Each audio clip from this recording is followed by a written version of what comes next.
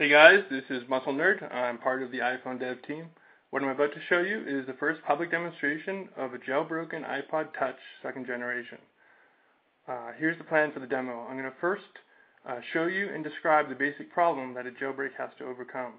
I'll show you this jailbroken iPod not booting because Apple can detect our jailbreak at a very low level. But then I'll apply our patch called Red Snow, which overcomes Apple's checks. And then I'll be able to show you this jailbroken iPod booting normally and running, and I'll show you actual jailbroken applications running on it.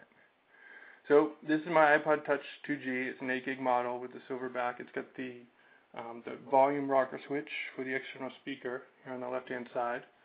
But you can see on my main screen, iPod's pretty upset right now. It doesn't want to boot the main file system that I have on here because I've modified it.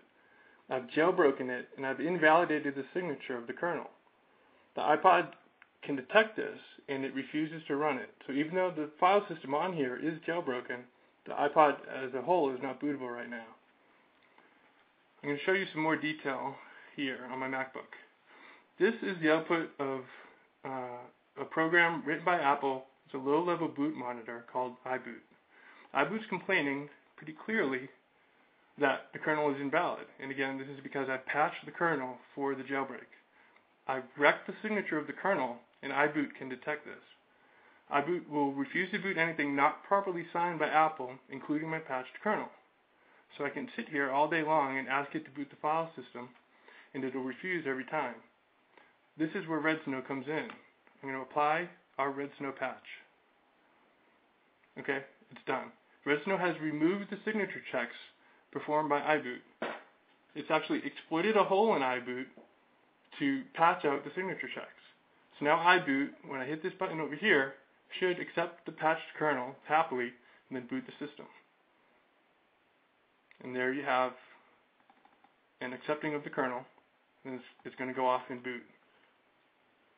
So we're going to sit here, wait for the screen to come up.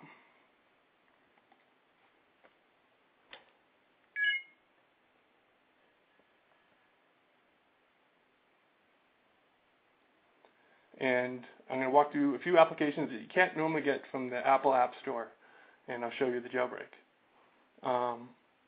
First, I will show you mobile terminal. Mobile terminal, we showed a screenshot from this on our blog.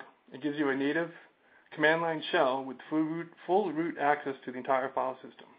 Apple normally prevents that kind of access in any of the applications that you can get from the App Store. I'm going to show you Cydia now. Cydia is one of the two main installers that you get non-App Store apps from on any jailbroken system. So it's going to go off to the network, get any updates that are outstanding. And we'll wait for that to happen. We'll go to Sections, All Packages. And these are the applications that you can get, non-official applications that you won't find on the App Store. And the list is pretty big. I can't go through all the screens. And finally, what I'll show you is the NES emulator. Now, remember, this is the iPod 2G, so it has an external speaker on it. And so we'll pull up a game like Galaga. Start.